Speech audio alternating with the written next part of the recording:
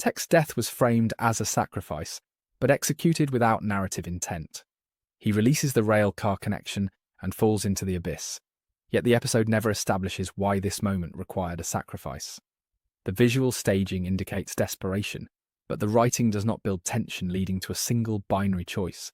A death that matters is built from accumulated character decisions. Tech's death arrived abruptly, without the foundation that gives sacrifice meaning. The story did not connect his death to a personal arc. Tech's journey involved learning to recognize emotion and interpret connection, rather than relying solely on data. The episode introduces that idea and abandons it moments later. Instead of concluding his growth through transformation, the narrative ends it through elimination. Removing him prevents the arc from reaching a payoff, making the beat feel like a shortcut instead of a resolution. The mission's result proves the sacrifice was not necessary. After Tech falls, the plan still collapses. The Empire remains unchallenged, Omega is still captured, and the team gains no information or ground. A meaningful sacrifice shifts momentum. It forces characters into new trajectories or reveals unseen possibilities. None of that happens. The sacrifice gives the story emotion, but not direction. Tech's decision violates his defining logic-driven nature. He is tactical, precise, and predictive. Every previous mission shows him calculating outcomes under pressure. The idea that he would jump without creating a contingency ignores the qualities that made him distinct. If Tech were to sacrifice himself, it should reflect planning or strategic foresight. Instead, the moment contradicts core characterization. The series fails to acknowledge the emotional complexity of his absence. Characters absorb the loss without meaningful consequence. Omega barely reacts. Hunter moves on. Wrecker does not speak to it. The squad continues missions without addressing grief, trauma, or fallout. The writing treats Tech's death as a point of plot acceleration rather than emotional evolution. The death scene relies on ambiguity instead of certainty. Critical losses in storytelling are accompanied by confirmation, remains, symbolism, closure. Tech receives none of those. We see goggles, not a body. The moment avoids committing to finality, signalling hesitation from the writers. When a narrative chooses implication over confirmation, it is intentionally leaving space for reversal. A character death holds weight when the story explores aftermath. The Bad Batch does not. One episode later, the team resumes operations as if Tech was temporarily unavailable rather than permanently gone. Omega loses a mentor, but the show never gives her a moment of processing. Without emotional integration, the death loses structural purpose. Sacrifice should reveal something about the team's values. Instead, Tech's loss produces no strategic change. The squad's motivations remain unchanged, and their methods do not evolve. A death without consequence suggests narrative stagnation. The story checks an emotional box rather than advancing character development. Tech's last line, "When did we ever follow orders?" attempts to frame his action as heroic rebellion. Yet nothing about the mission required unilateral action.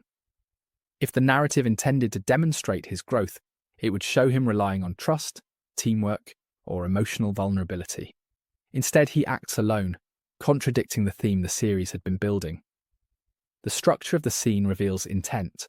Music swells, dialogue drops, and Tech falls, not because strategy demanded it, but because the episode needed a dramatic beat. This is the definition of manufactured stakes. A death delivered for effect rather than meaning leaves the audience questioning the writers, not the story. Nothing about Tech's sacrifice alters themes of family or loyalty.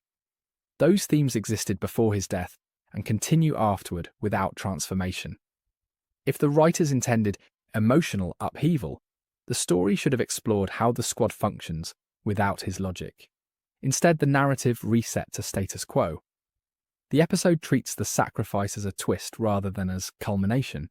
Shocking the audience and serving the story are not the same function.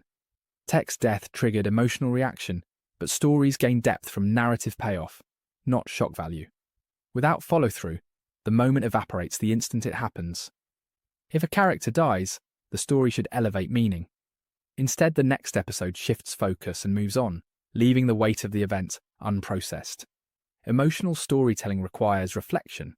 Narrative storytelling requires consequence. Tech's death offered neither. Tech didn't need to die because the story didn't need him gone. His sacrifice served momentary emotion, not narrative structure.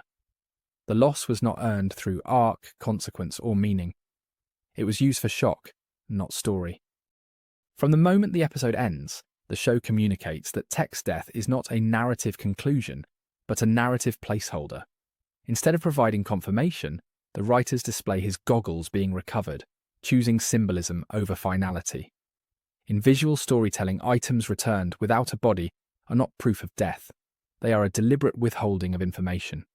If closure were intended, the scene would confirm it directly. Instead, the show chooses ambiguity, which indicates future intent rather than finality. The way the scene is framed mirrors storytelling techniques used when writers want to keep an option open. The focus is not on grief or resolution, but on the mystery of absence. The camera lingers just long enough to suggest that the goggles are important, but not long enough to provide answers. Rather than prompting emotional processing, the staging encourages speculation. Narrative ambiguity is not used for endings. It is used for future reveals. The timing of Tech's arc contradicts the idea of death as finality. In the episodes leading up to his fall, the narrative invests strongly in his development. Tech begins to understand Omega, opens himself to interpreting emotion logically, and even forms the beginnings of personal connection with Fee. These are not structural signs of closure. These are signs of setup. Writers do not build new relational threads for a character who is about to be permanently removed from the story. Omega's emotional arc also confirms Tech's removal was premature. She is defined through learning, processing, and adapting to the world through the people around her. Tech was the bridge between logic and emotion. He helped her translate feelings into understanding. Removing Tech interrupts Omega's educational arc before it reaches transformation. A character death that weakens the protagonist's growth instead of reinforcing it is structurally counterproductive. Hunter and Wrecker's reactions reveal the writer's ambivalence about Tech being gone. They don't break, they don't struggle, they don't shift leadership roles or dynamic. The team continues without restructuring emotionally or strategically. Storytelling uses grief to create character evolution. Here, the narrative uses loss but removes growth. When a story refuses to evolve after a death, it suggests the death isn't real. Hemlock's cloning program makes Tech more valuable alive than dead. The Empire is shown hunting for genetic anomalies, requesting rare specimens, and preserving anything scientifically useful. Tech is a genetically modified strategist with rare cognitive capacity, exactly the type Hemlock would preserve for experimentation. Killing him gains nothing. Keeping him alive reinforces the Empire's goals. Narrative logic favours survival. The Empire taking Tech alive creates more narrative possibility than letting him die. A captured Tech allows for interrogation, manipulation, or reprogramming, which would raise stakes for the entire Bad Batch. A dead Tech ends threads. A captured Tech creates new ones. The show's later actions, secrecy, research facilities, unexplained cloning initiatives, align perfectly with a hidden survival narrative.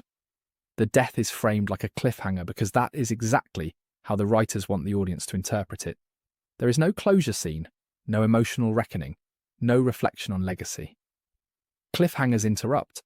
Conclusions resolve. A dramatic fall followed by a cutaway and a symbolic object recovery is not a conclusion. It's a narrative pause.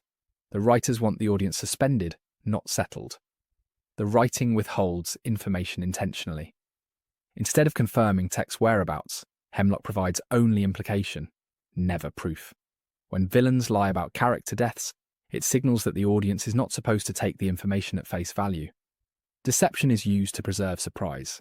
If death were meant to be factual, the show would present evidence, not suggestion. Tech's absence neither pushes the plot forward nor deepens the remaining characters. The squad does not reorganize roles. Missions are not impacted by the loss of his intellect. The story behaves as if Tech is temporarily unavailable rather than permanently gone. When a narrative treats death like a scheduling conflict, it communicates that the character still exists somewhere within the story's structure.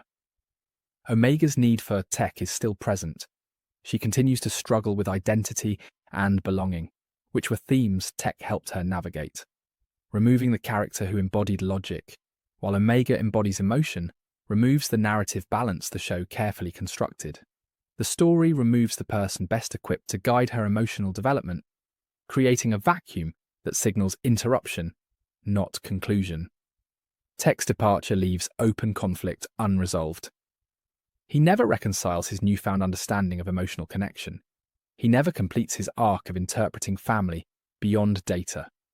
Stories end arcs through completion, revelation, or failure that teaches.